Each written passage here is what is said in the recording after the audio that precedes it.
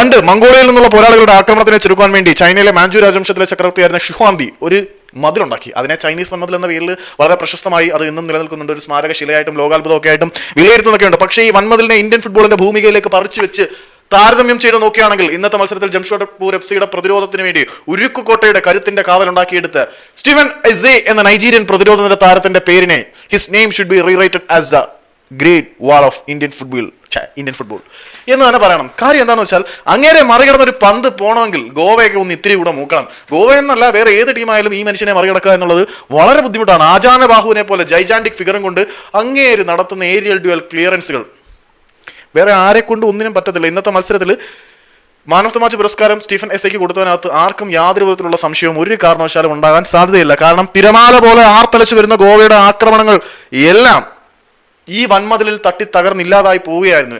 Absolutely Goan തിരകളുടെ ആക്രമണത്തിൽ നിന്നും ജംഷഡ്പൂരിന്റെ ഉരുക്കുകോട്ടയെ സംരക്ഷിച്ച് നിർത്തിയ വൻമതിൽ കവാടത്തിന്റെ പേര് സ്റ്റീഫൻ എസെ എന്ന് തന്നെയാണ്. അതുകൊണ്ട് ഇന്നത്തെ മത്സരത്തിലെ മാൻ ഓഫ് ദ മാച്ച് പുരസ്കാരം അദ്ദേഹത്തിന് ലഭിക്കുന്നതിനകത്ത് ആർക്കും യാതൊരു വിധത്തിലുള്ള കുറ്റവും പറയാൻ പറ്റില്ല. ഒരിടവേളയ്ക്ക് ശേഷം ഇന്ത്യൻ ഫുട്ബോളിലേക്ക് സ്റ്റീഫൻ എസെ തിരിച്ചു വരുമ്പം ഗോൾ അടിക്കാനും അടിപ്പിക്കാനും ഗോൾ തടുക്കാനും അണ്ണൻ ഇന്നും മുന്നിൽ തന്നെ ഉണ്ടായിരിക്കും എന്നുറപ്പാണ്. ഇവിടെ സ്റ്റീഫൻ എസെ കൃത്യമായിട്ട് സെറ്റ് പീസുകൾ അല്ലെങ്കിൽ ഉയർന്നു വരുന്ന കോർണറുകൾ